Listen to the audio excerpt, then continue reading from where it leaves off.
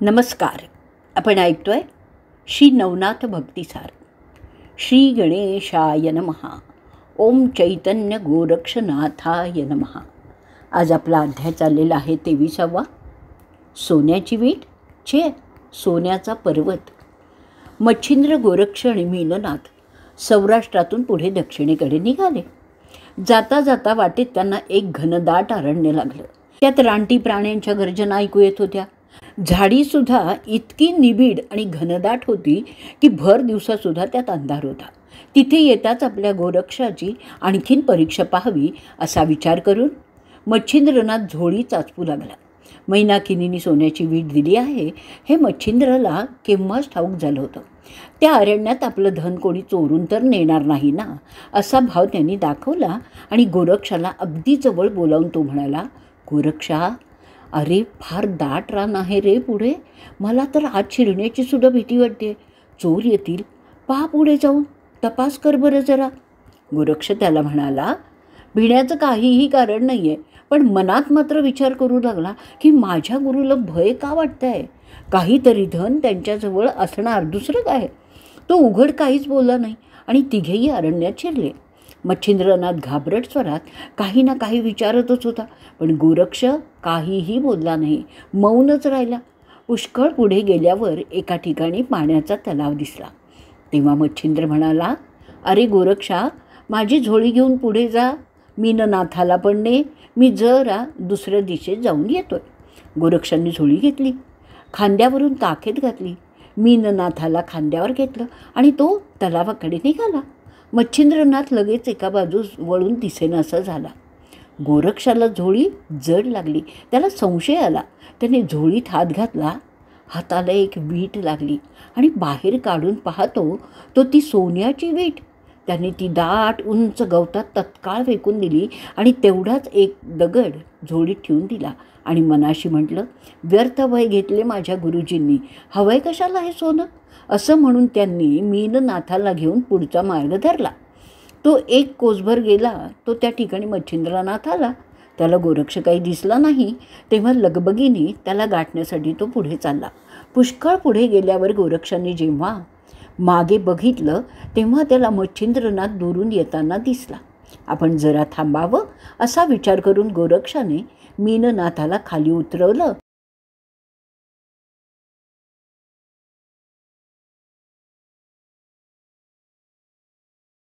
गोरक्षाने तिथे स्नान उरकलं. तेवढ्या वेळात मच्छिंद्र तिथे येऊन पोचला. मग त्यांनीही स्नान केलं. दोघांनी चांगली विश्रांती घेतली आणि मग पुन्हा मच्छिंद्राने तीच गोष्ट काढली. काय रे, रानात एवढा मार्ग चालून आलास, तुला भीती नाही का वाटली.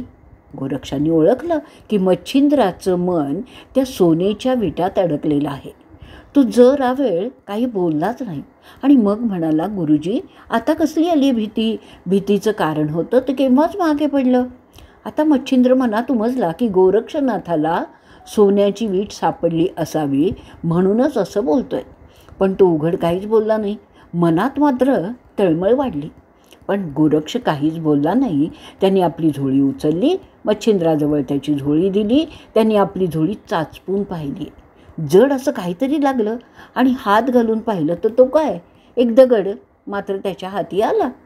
हाय हाय गोरक्षा, माझी सोन्याची वीट कुठे गेली. तेवढीसुद्धा तुला जड झाली का रे. कुठं टाकलीस. हाय रे देवा, काय काय बेत केले होते मी, पण ते सगळं फुक्कट गेलं. असं ओरडत आणि रडत मच्छिंद्राने मागच्या मागे धाव मारली. वाटेवरचं गवतसुद्धा चाचपडून पाहायला लागला, शोधायला लागला. पण त्याला ती वीट तिथे कशी सापडणार. जमीनसुद्धा त्यांनी उकरून पाहिली. तो ऊर बडवायला लागला, कपाळावर हात मारून घेतला. त्याची ओरड मोठी केविलवाणी होती. त्यांनी गोरक्षावर नाही नाही ते आळ घेतले. तेव्हा गोरक्षाने त्याचा हात धरून त्याला डोंगरावर नेलं. मग त्या डोंगरावर बसून त्यांनी सिद्धी योगी मंत्र म्हटला. तेव्हा तो सगळा डोंगर सोन्याचा झाला. आणि मग तो मच्छिंद्राला म्हणाला, घ्या, हवं तेवढं सोनं घ्या, रडू नका. परीच आहे रे माझा राजा, आणखी सोनं घेऊन काय करू. तू हंस आहेस, मी कावळा घेऊन काय करू. आणि चिंतामणी जवळ असताना काय चिंता करू. असं म्हणून मच्छिंद्राने गोरक्षाचा फारच गौरव केला. गोरक्ष म्हणाला, गुरु महाराज, मग इतके दिवस तुम्ही तुमच्या झोळीत ती वीट का बरं बाळगून ठेवली होती? मच्छिंद्र म्हणाला, एक इच्छा मनात होती बघ, आपल्या देशात जाऊन पुष्कळ साधूंना भोजन घालावं. ती वीट त्या कामी आली असती ना. अहो एवढंच ना, मग मी करतो व्यवस्था. असं म्हणून मीननाथाला गोरक्षाने जवळ घेतलं. मग मंत्राने चित्रसेन गंधर्वाला बोलवलं. तो आकाशातून खाली उतरला तेव्हा त्याला आज्ञा केली की तू सर्व गंधर्वांना पाठव, जगातल्या सर्व ऋषींना बोलावून आण, देवतांना सांग मच्छिंद्रनाथ बोलवतोय म्हणून. उत्तम भोजनाचा बेत आहे. होय, तुमचं कार्य लगेच करतो असं चित्रसेन म्हणाला आणि झालं. अंतर्मनाने निमंत्रण मिळून देव, ऋषी, सिद्ध, चारण, गंधर्व, सर्व कर्मदेवता, एकूण एक लोकपाल, दिक्पाल, भैरव, रुद्र, ब्रह्मा, विष्णू, महेश्वर सर्वजण त्या कनक पर्वतावर जमले. रिद्धी सिद्धींनी सर्वांची भोजनाची उत्कृष्ट व्यवस्था केली. मीननाथ गंमत पाहून पाहून नवलच करीत होता. सिद्धींनी अन्न सिद्ध केलं. 7 सटव्यांनी जेवणाची जागा सपाट केली, स्वच्छ केली. जलदेवतांनी सडे घातले, सम्मार्जन केलं. कुमारी, धनदा, नंदा, विमला, लक्ष्मी इत्यादी देवींनी सर्वांची पानंही वाढली. अष्टवसूंनी प्रत्येक देवतेला आणि ऋषीला कुशल विचारलं. उपरिचर वसूंनी सर्वांना दक्षिणा दिली. मच्छिंद्र सर्वांना भेटतच होता. गंगेचं पाणी गंगाच वाढीत होती. चित्रसेन गंधर्व विडे देत होता. 108 तीर्थ उष्ट्या पात्रांचा निर्गम करीत होती. अप्सरानंतर गायन नर्तन करायला लागल्या. शंकर स्वतः पंक्तीला होते. त्यावेळी गोरक्षाला गहिनीनाथांची आठवण झाली. गुरुजी, मधु ब्राह्मणांच्या घरी गहिनीला ठेवलेलं आहे. ते विसरलोच की, त्याला आपण आणूयात का? त्यांनी पटकन विचारलं. अरे हो, त्याला आणूया. मीननाथालाही तो भेटेल, त्याला हा सोहळाही पाहता येईल. असं म्हणून मच्छिंद्रांनी पत्र लिहून सुरोचन गंधर्वाला दिलं. सुरोचन गंधर्व ते पत्र घेऊन तिथून शीघ्र गतीने कनकगिरीला पोचला. मधुविप्र, गहनीनाथाचा पालक पिता, त्यांनी ते पत्र वाचलं आणि ते घेऊन येणारा सुरोचन त्यांनी निरखून पाहिला. तेव्हा त्याला आपलं खरं स्वरूप दाखवलं. गहनी 7 वर्षाचा बाळ त्याला घेऊन जायचं आहे. साक्षात शंकराचं दर्शन होणार आहे. तो विप्र लगेचच मुलाला घेऊन निघाला. गंधर्वांनी त्या दोघांना सहपरिवार मच्छिंद्राजवळ आणलं. हा गहिनी, बाळ हे मच्छिंद्र आणि हे गोरक्ष यांनीच तुला माझ्याजवळ दिला होता. मधु म्हणाला, नाथ, मी तुम्हाला शरण आहे, वंदन करतो. गहिनीने गोड आवाजात म्हटलं आणि साष्टांग प्रणिपात केला. शंकर तिथेच होते. त्यांच्याकडे तर गहनी एकटक पाहतच होता. शंकरांनी त्याला जवळ घेतलं. वत्सलतेने त्याच्या पाठीवर हात फिरवला. हा गर्भाजन ऋषी आहे. याचा शिष्य म्हणून मीच पुढे अवतार घेईन. आला आत्ताच माझ्यासमोर कानमंत्र द्या. गोरक्षा, ही माझी आज्ञा समज. याला पूर्ण अनुग्रह करून सर्व विद्या द्या. होय गहनी, असं ये इकडे. असं म्हणून गोरक्षनाथाने गहिनीला अनुग्रह दिला. त्यावेळी सर्व देवही साक्षी होते. 1 महिनाभर हा भोजन सोहळा आणि गहिनीला सिद्धांत कथन करण्याचा कार्यक्रम चाललेला होता. सोहळा पूर्ण झाला. शंकराच्या समक्षच गहिनीनाथाचा अभ्यास तिथेच मग 1 वर्षपर्यंत करून घ्यायचं ठरलं. मधुविप्राकडे गहिनीनाथ 12 वर्ष राहायचा होता. आता तर तो फक्त 7 वर्षाचा होता. मधुविप्राला परत पाठवण्यात आलं. गहिनी 1 वर्षाने सिद्ध होऊनच घरी येईल असंही त्याला सांगितलं. ऋषी, मुनी, देवता यांची बोळवण करायची होती. गोरक्ष कुबेराला म्हणाला, आपण हा गर्भार्धी सोन्याचा झालेला आहे, तो घेऊन जा आणि त्याच्या बदल्यात भांडारातून वस्त्रभूषणं आम्हाला द्या, म्हणजे सर्व देवांचा आणि ऋषींचा मान करता येईल. कुबेर म्हणाला, छे छे, हा सोन्याचा पर्वत इथेच असू दे, मी वस्त्रभूषणं आणतो. मग त्याने मच्छिंद्राजवळ प्रत्येक ऋषी आणि देव यांना योग्य ती वस्त्र आहेर करण्यासाठी आणून दिली. सर्वांना ती देऊन सन्मानाने परत पाठवण्यात आलं. मीननाथाने हा सर्व सोहळा पाहिला. त्याला फार गंमत वाटली, पण त्याला त्याच्या आईची फार आठवण येत होती. मच्छिंद्रनाथांनी विचार केला, आता याला मैनाकिनीकडे परत पाठवलं पाहिजे. मच्छिंद्राने उपरिचर वसूला सांगितलं, मीननाथाला मैनाकिनीकडे नेऊन पोचवावं. वसू म्हणाला, ठीक आहे, मी स्वतःच जातो. सिंहल द्वीपात मैनाकिनीकडे तो मीननाथाला घेऊन गेला. त्याचं विमान खाली उतरवलं. मैनाकिनी बाहेर आली. पाहत तो काय, छोट्या मीननाथाला घेऊन उपरिचर वसू येत आहे. ती धावली.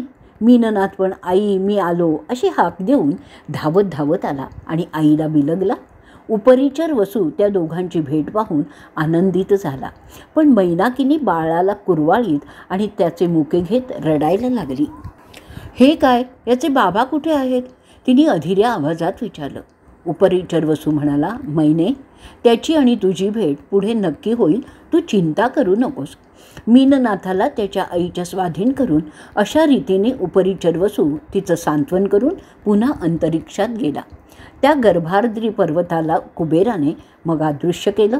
पण श्रीशंकर, मच्छिंद्र, गहिनी, गोरक्ष हे तिथे वर्षभर राहिले.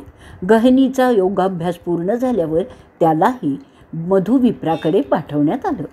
आदिनाथ, या ठिकाणीच आपण अंशरूपाने राहावं अशी आमची प्रार्थना आहे. मच्छिंद्र आणि गोरक्ष यांनी श्रीशंकरांना विनंती केली. ती मान्य करून गिरीदेवतेच्या रूपात ते तिथेच राहिले. त्यांना पुढे म्हातारदेव असं नाव दिलेलं आहे, म्हणजे पडलेलं आहे. नंतर आपलं अवतार कार्य आटोपून पुष्कळ वर्षांनी मच्छिंद्रादी नाथांनी त्या गर्भार्दी स्थानीच समाधी घेतलेली आहे.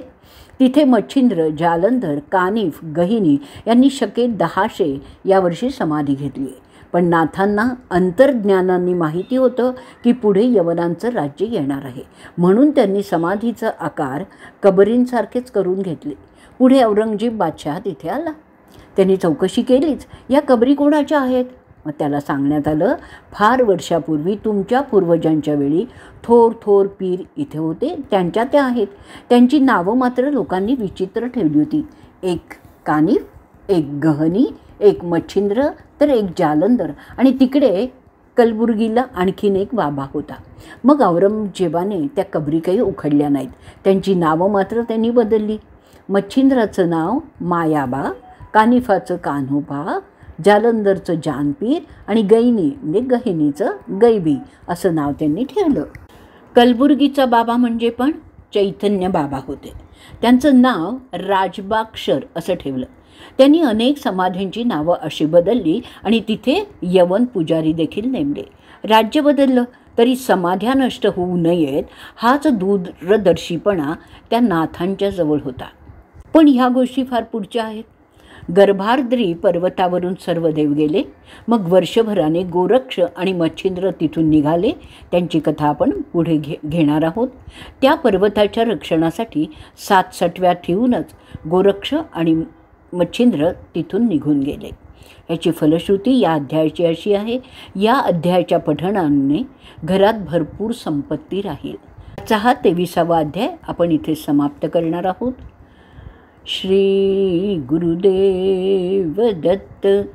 अवधूत चिंतन श्री गुरुदेव दत्त.